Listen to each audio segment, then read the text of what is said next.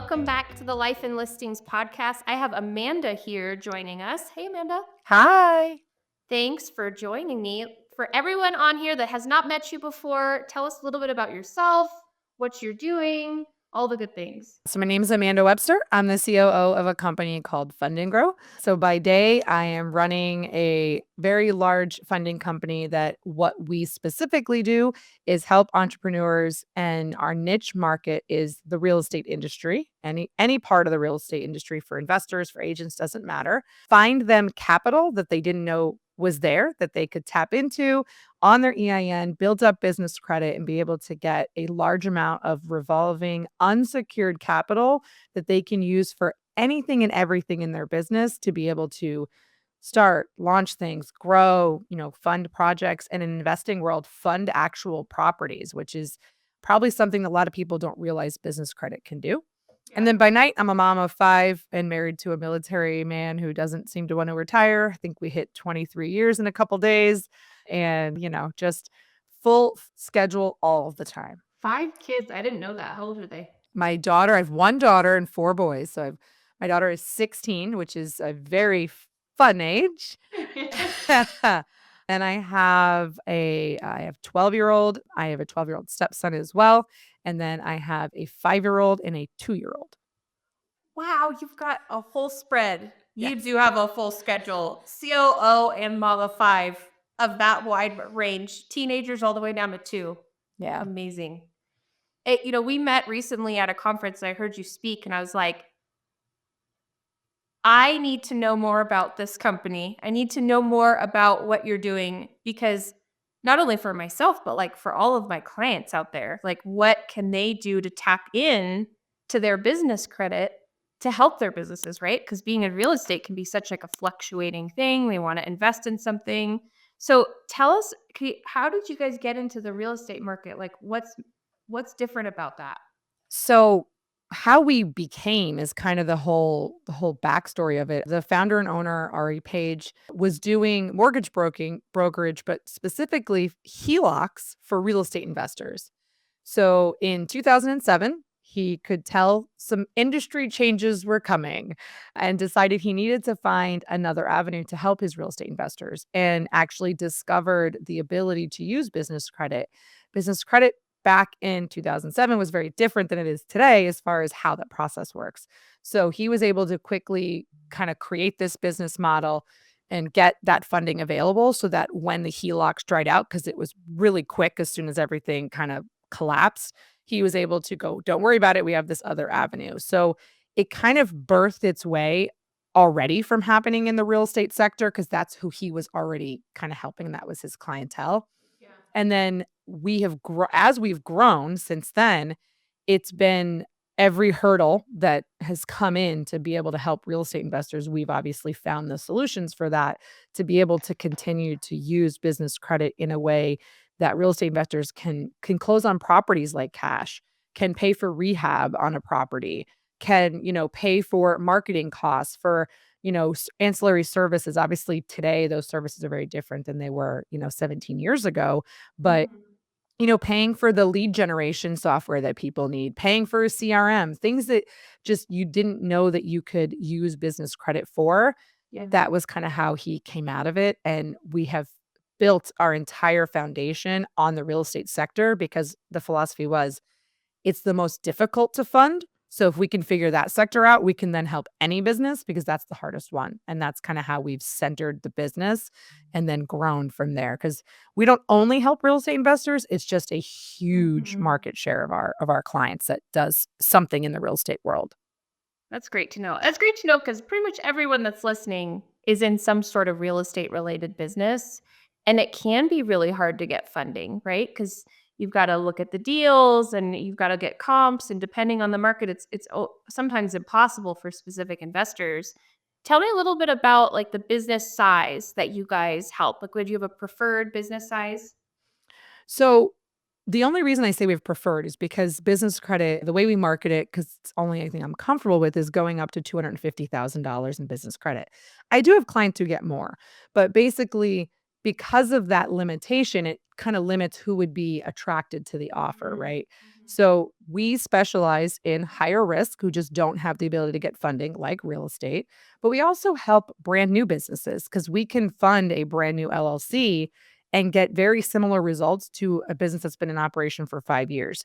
The way that business credit works and the way that we have kind of learned all the tricks and the trade that goes into it, we're able to fund brand new companies. So we've been able to kind of target that, but we don't have a limitation. We can help any industry, we can help any season of business, we can help pretty much any style of business, but we just specialize in the real estate world and we have specific coachings and things on how to use a business credit for real estate because we don't just obtain the credit and get things for the client. We also teach them so that they can use this long term.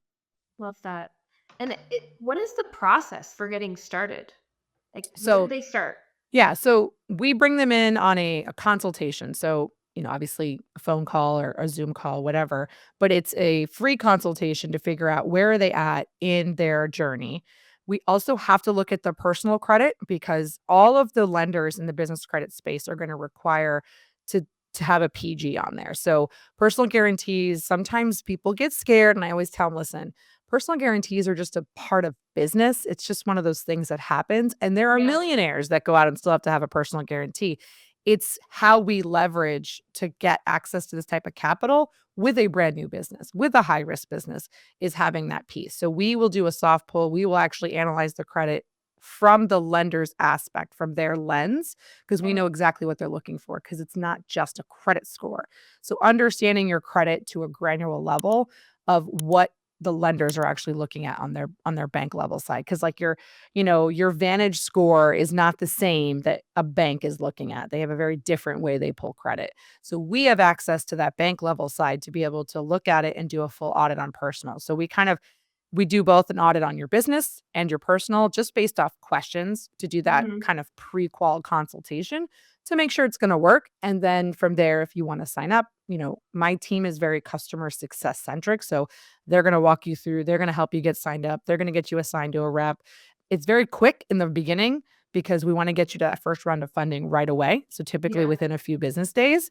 And then we have a process because it takes 12 to 18 months to build up those type of lines. So although it can't be done instantly to 250, that first round, you might get $70,000, which is a huge number if you don't have Yeah. any access to capital. And you can use it right away. You don't have to wait for the whole process. It's just that we need time to build up that credit with those lenders. Okay. So someone that's coming on that maybe just started a brand new business where they've never worked on their business credit, or maybe someone that's messed up their business credit possibly too. I'm sure there's those that you see. They you should allow for like 12 to 18 months. Yeah. So basically, your first round of funding, like I said, we get there really quick, is going to be anywhere from 30,000 to 100,000 is our average. That Okay. number is wide because we have a wide range of criteria and a lot of different, credit profiles and business profiles coming our way. But our goal is at the end of the 12 months, you'll have 250,000. Your 18-month people are the ones that come to us and don't have a lot of credit. So their credit's okay, but they need more. They need to show and establish a little bit more. So we'll actually establish additional personal credit for them to build out their credit profile. So that's the 18-month process when that happens. So the goal either way is to get you to 250,000 in business credit, and then we also even educate them on the Dun and Bradstreet corporate credit side, which is super important to have going if you want to get to commercial non-recourse, non-PG lending. I love it. I love that you're doing it for them, but you're also teaching them on what they need to do going forward. So Yes. they technically probably still use you, but they might not need you in the future. And I love that. Yeah. Our goal is that you really shouldn't need us after we're done with this first batch of stuff in that 12 months. But we're here. If you want to come back and you want us to, help you, start another business, if someone, even another LLC, you're coming in, we're Yeah. here. But we think that we need to educate people. We need entrepreneurs to understand how to use this credit properly and how to continue to grow it because just because I say 250 doesn't mean it stops there. I've got clients who continued to work on it and hit 500. I've got one that's hit 700, and I think he's maxed out at that point. But point being is that $700,000 is a lot of business credit that you can have at your fingertips to do whatever you need, because Yeah. these are major lenders. You can use it anywhere. You can use it for any business expense. And there's also points and rewards and cash back that go into the business credit side, which is a whole different level of ways to make that cost of capital even lower. Because Yeah. eventually, we start at 0%. So we're only targeting 0% offers to give the entrepreneur time to figure that, first 12 months out. But after that, there's going to be interest. So how do you offset that? And that's where Mhm. business credit has the ability to offset by offering points and rewards. Just, make sure you're learning and using them. They're not that hard. And I go in once a quarter on ours and just cash them out and get cashback checks, sent to the business. Yeah. I love it. I feel like that's something that the majority of people are not tapping into with No, businesses, they're right? not. And a lot of them don't have the cash on hand to do a lot of the things that they want to do. So this is the big difference. Yeah. There's a protection of your cash flow because you don't have to always use it. And there's also the fraud protection because, like me, I don't use my debit card personally for anything. Yeah. I always use my credit cards for more than one reason. Yeah. Business is kind of the same. If you're using your business, checking account card, it's the same as a debit card. It's tied to your cash flow. So if Mhm. something gets compromised, it's your cash flow that's compromised. Using business credit, you kind of have like an extra layer, the same way you do on the personal credit side. I love that. That's actually a really great tip for our listeners because I hear a lot of people like, no, I don't want to use my credit card. And I'm like, yeah, but all of that money attached to that debit card when you're swiping it at the gas station, you're doing whatever, that's your payroll. Yep. That's all of your cash flow. I do the same thing. No one has my debit card number. It's never in anyone's hand except for my own, and nothing ever gets swiped on that thing. Yep. The Yeah. only thing I pay ACH for my mortgage because they won't let you use a credit card. So that's the only bill that I attach to my cash flow, but I attach it the ACH side within their secure network. And even that makes me nervous, but it's still different than a debit card because it's Mhm. it's it's tracked and protected a little bit differently. But either way, that's the only reason to do that is because they won't let me use a credit card. Yeah. Yeah. There's no other option. I'm going to pivot a little bit because I kind of want to dig into you personally because Yep. we were talking a little bit earlier and just what your biggest learning experience is. You've worked at a couple different companies. You've been in operations. What's your biggest learnings thing over the last couple years being in business? So it's getting comfortable with being uncomfortable because it has been a constant in my path and my trajectory here. And even previously, I was in legal for 17 years before I came over here. I've been here for 4 years, but I would have never thought I could get on stage and speak. I would have never thought I could get in front of just the company. There was 65 employees. Like that's a lot of people to be in front of you. I never thought I would be okay being responsible for that many employees, for their well-being, for their livelihood. Very uncomfortable, but I've actually had to embrace that because it's where I've learned and grown the most. Mhm. So even when I fail, because failure's okay as long as I'm learning from it, right? So I think that becoming comfortable, even though inside I might be panicking, being able to learn how to keep that inside and be able to have that strong front, always be confident, even when in moments that I wasn't sure. There were times when I was, auditing things here and I'm like, I'm gonna have to let some people go. This isn't this department makes no sense. Like that's not a comfortable thing to do, but I've had to learn how to do it and to do it with grace. Mhm. Was there a point in time over your career that told you I need to lean into this specific thing that made you scared, or has it always been that way for you? I think it was realizing that that was what in my subconscious was kinda, like, holding me back was the fear, Mhm. right? The fear of getting in front of people and being rejected probably was, like, the thing that I think that was holding back here, and obviously, there's childhood traumas and adult traumas and all those things that we go through, right? So I think it was finally realizing, "You know what? This has been sitting back here, and maybe this is what's holding me back," and once I let go of it, my success has kind of rose above well beyond I ever thought would be possible. If you had asked me 10 years ago if I was gonna be the COO of a funding company, I'd be like, "What are you talking about? Like, Yeah. no, I'm a paralegal. I run a law firm. Like, what do you mean?" Definitely wouldn't have seen myself here. I think not to call it COVID, but COVID pushed me because that law firm was closing due to COVID. Mm. And so it pushed me in a direction that I didn't know, but I had to kind of I think that's what made me embrace it is that fear was like, yeah, well, if I'm gonna feed my kids, I'm gonna have to figure this out. And I think that fight or flight kind of kicked in. I mean, that'll do it, right? That'll make you do whatever it takes.